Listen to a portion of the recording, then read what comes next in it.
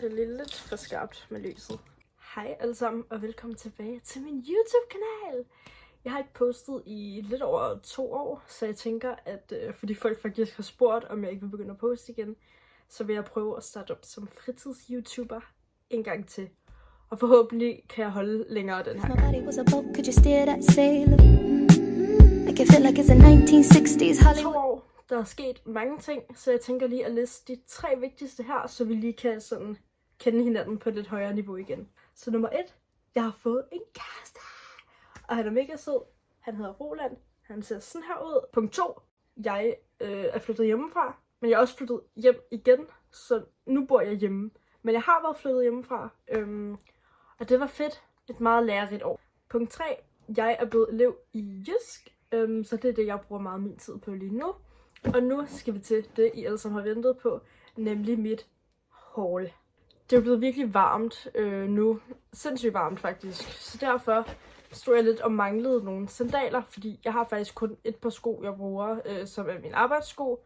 Og de er virkelig varme. Så jeg var altså i skoringen i dag, da vi var i centret, og fandt et par sandaler, som jeg synes var rimelig nice. Det er de her fine brune sandaler, Birkenstock Lookalikes fra noget, der hedder B&Co.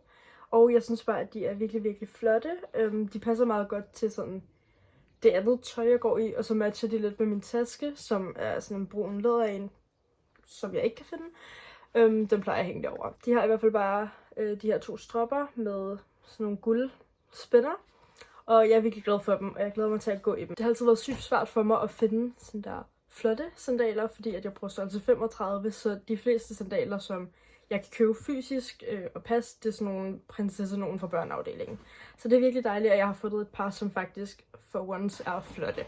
Jeg er jo som sagt begyndt at arbejde i Jysk, men vi har ikke fået nogen aircondition endnu, hvilket er virkelig, virkelig forfærdeligt, fordi det er så varmt, og vi har kæmpe store vinduer i butikken, og vi får bare banesol ind på os hele dagen.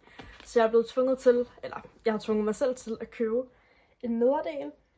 Bare sådan en rigtig lang sort en, som jeg kan have på arbejde. Den er dejligt tynd og bare super nice. Fra Bilka, 99 kroner, og så kan jeg lade være med at have det mega varmt på arbejdet. Det her det er nok det bedste køb, jeg har lavet i dag, og det er fra Only.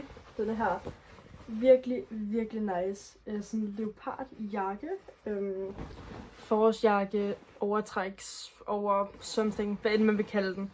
Den er dejligt tynd, så det er noget, jeg kan have på her til de her sommeraftener, hvor det er varmt, men ikke for varmt. Og ja, den er jeg virkelig glad for. Jeg skal nok lige komme et klip ind her, hvor man kan se den på, for den var lidt svær at se i det her klip. Jeg er nok ikke den eneste, der har sådan lidt dårlig vane med at blive virkelig nemt influenced af ting, jeg ser på TikTok. Men jeg kunne ikke undgå at købe de her Faxe Kondi, Mystery Faxe Kondi. Men jeg kunne heller ikke rigtig holde ud, at sådan der skulle have den med salat. Så derfor gik jeg lige på TikTok. Så fandt jeg lige ud af, hvilke af de her koder nedenunder, der betyder, hvad for nogle smage. Så jeg valgte med kokosrabarber. Den er vildt ulækker, ikke på den 2 ud af 10. Og så er der denne her, som jeg tror er med passionsfrugt. Og den her med blå hindbær. Og dem har jeg ikke smagt endnu, men jeg glæder mig sygt meget til at prøve dem.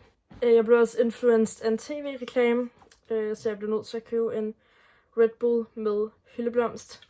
Smagen af sommeren 2024, selvfølgelig. Det kan man ikke gå glip af.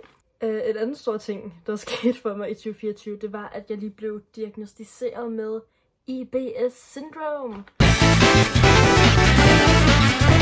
Så jeg købte lige nogle Duolac mælkesyrebakterier. Det sidste, jeg købte i dag, det er faktisk ikke til mig selv. Det er nemlig til min søde Roland.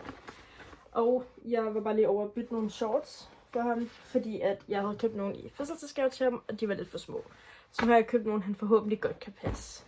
Og det var faktisk alt det, jeg har fået shoppet for den her omgang. Så jeg håber, at I har nyt videoen, og at I har lyst til at like og subscribe. Jeg ved ikke, hvordan man sætter den der ind, men jeg håber i hvert fald, at I har lyst til at gøre det.